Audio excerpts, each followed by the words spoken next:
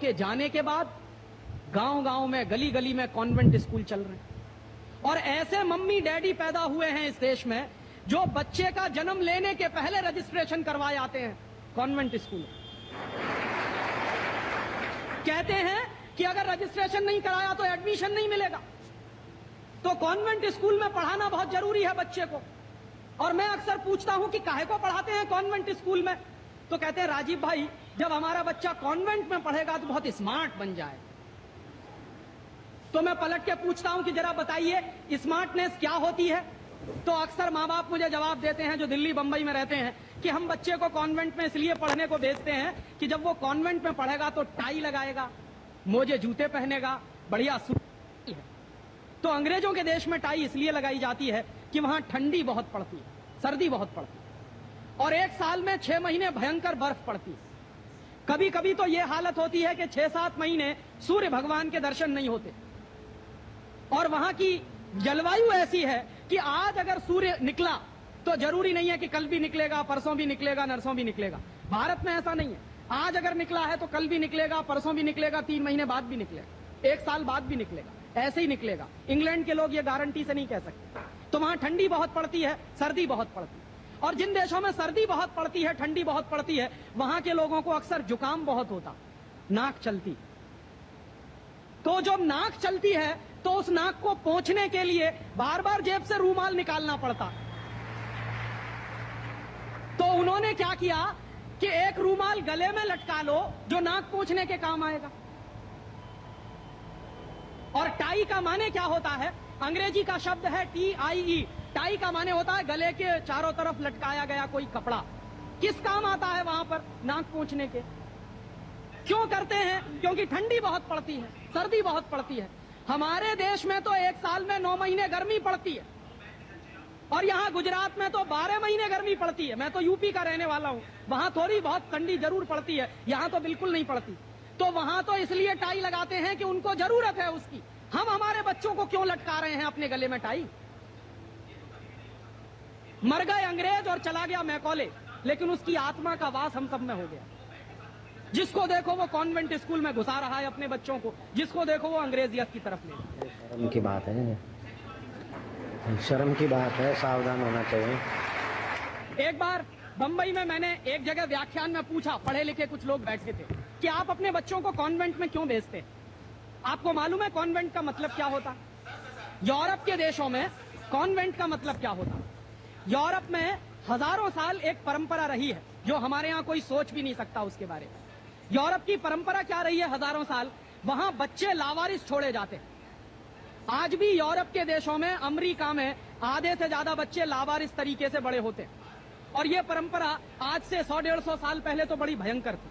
तो यूरोप में क्या होता था कि बच्चा पैदा हुआ, छोड़ दिया चर्च के सामने, छोड़ दिया अनाथ आश्रम में, छोड़ दिया किसी और संस्था में, वहां बड़ा होगा।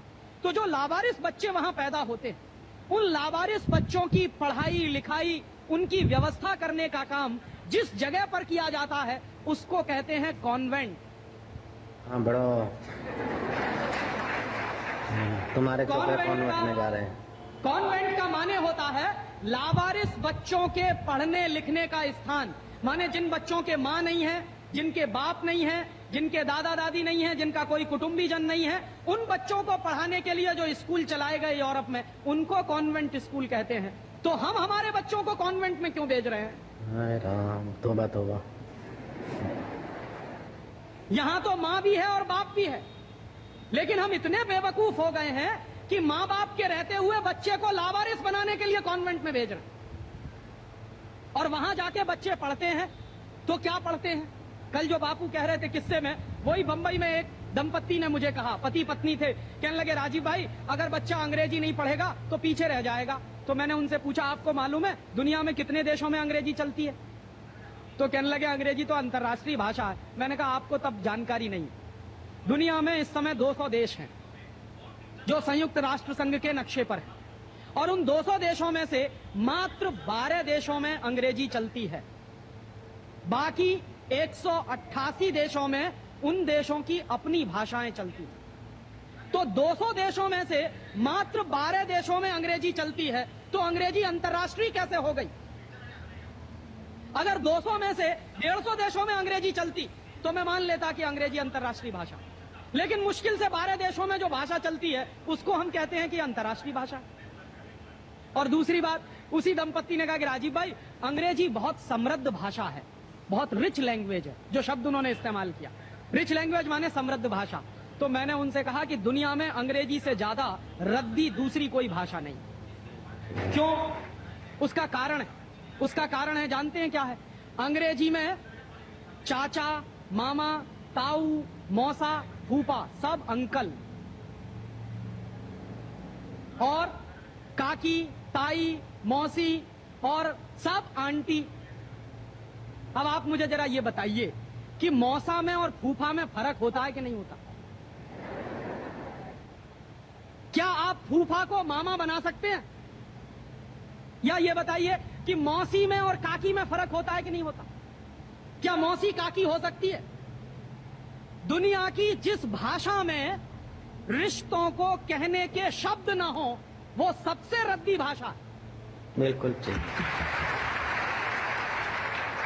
हमारे यहां हिंदुस्तान में जितनी भाषाएं चलती हैं, हर भाषा में परिवार के रिश्तों को कहने के लिए विशेष शब्द हैं। वहां नहीं है। वहां क्या है? सब इन लॉज हैं, चाहे वो लड़की वाले हों चाहे लड़के वाले हों। पता ही नहीं चलता कि ये लड़के वाले इन लॉज हैं कि लड़की वाले। या तो सब अंकल हैं या तो सब आंटी।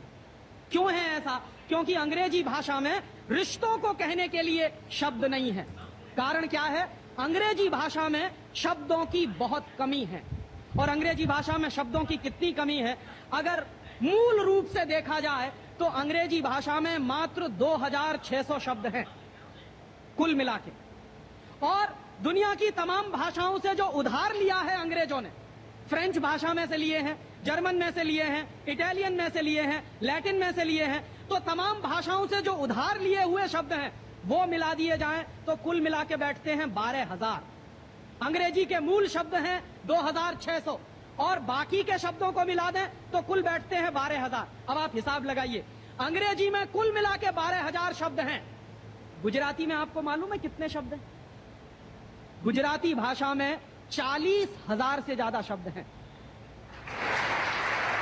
अब आप मुझे यह बताइए कि अंग्रेजी बड़ी हुई कि गुजराती? तो काहे को नहीं पढ़ाते अपने बच्चों को गुजराती में? और एक दूसरा उदाहरण दूं कि अंग्रेजी में कुल मिला के 12,000 शब्द हैं और मराठी भाषा है हमारे देश की, उसमें इस समय 48,000 शब्द हैं। अंग्रेजी से 4 गुनी बड़ी है मराठी। और हिंदी का हिसाब लगाऊं तो अंग्रेजी में इस समय 12,000 शब्द हैं, हिंदी में इस समय करीब 72,000 शब्द हैं। और हिंदी से एक कदम आगे चलिए, संस्कृत। तो अंग्रेजी में कुल मिला के 12,000 शब्द हैं, संस्कृत में कुल मिला के 1.5 लाख शब्द हैं। और संस्कृत से एक सीढ़ी और ऊपर चढ़िए, प्राकृत, जिसको हम सब भूल गए। प्राकृत को अगर ध्यान में रखें तो प्राकृत में 2.5 से 3 लाख शब्द हैं। दुनिया की सबसे बड़ी भाषा हमारे पास है, लेकिन हम बेवकूफों को मालूम नहीं है कि हमारे पास क्या है। हम पढ़े लिखे इडियट हैं, अंग्रेजी में कहें तो भाग रहे हैं एक ऐसी भाषा के पीछे जिसमें मात्र 12,000 शब्द हैं और अपनी भाषाएं छोड़ते चले जा रहे हैं। और ये जो भाषा की गुलामी होती है ये बहुत खतरनाक होती है। जो आदमी अपनी भाषा बदल सकता है वो किसी दिन अपनी मां भी बदल सकता है। और ये मैं बहुत गंभीर बात कह रहा हूं। आपको कुछ दिन के बाद इस देश में कॉन्वेंट्स में से पढ़कर निकले हुए बच्चे ये कहते मिलेंगे कि वो कहते हैं ना, कॉन्वेंट के बच्चे, उनको तो हर चीज इंपोर्टेड चाहिए। Imported car, imported pen, imported pencil, imported television, imported refrigerator. अभी कुछ दिन के बाद कहेंगे कि अब हमको इंपोर्टेड मम्मी पापा भी चाहिए, क्योंकि आपकी शक्ल उनको अच्छी नहीं लगने वाली। वो तो जो भाषा पढ़ रहे हैं उसके संस्कार ले रहे हैं। तो अंग्रेजी पढ़ रहे हैं तो अंग्रेजी के संस्कार ले रहे हैं, और अंग्रेजी के संस्कार तो अंग्रेजियत के संस्कार हैं। और अंग्रेजियत के संस्कार में तो माँ और बाप की इज्जत करने की बात उनको कभी सिखाई नहीं गई। वो तो आपको भी 2 कौड़ी का मान के फेंक देने वाले। और दुर्भाग्य से यही होता है। कॉन्वेंट स्कूल से निकले हुए बच्चे जितनी गाली अपनी मातृभाषा को देते हैं, अपनी संस्कृति को देते हैं, अपने परिवार को देते हैं, उतनी शायद कोई नहीं देता। तो मैकॉले जो कहा करता था वो बात आज हमको दिखाई देती है कि कॉन्वेंट में पढ़कर निकलेंगे बच्चे तो ये शरीर से हिंदुस्तानी होंगे, दिमाग से अंग्रेज होंगे। और इसी के संबंध में एक आखिरी बात उसने और कही थी कि ये जो भाषा की गुलामी होती है ये आदमी के स्वतंत्र चिंतन को रोक देती है। अगर आपको मौलिक चिंतन करना है, अगर आपको स्वस्थ चिंतन करना है और ऐसा चिंतन करना है जिसमें से कुछ नई रचना हो, तो वो आप अपनी मातृभाषा में ही कर सकते हैं। दुनिया में मातृभाषा में पढ़कर बड़े बड़े वैज्ञानिक पैदा हुए हैं। हम लोग अक्सर मैं लोगों को कहता हूं कि जो लोग कॉन्वेंट के पीछे पागल हैं उनको मैं अभी ताजा ताजा उदाहरण देता हूं।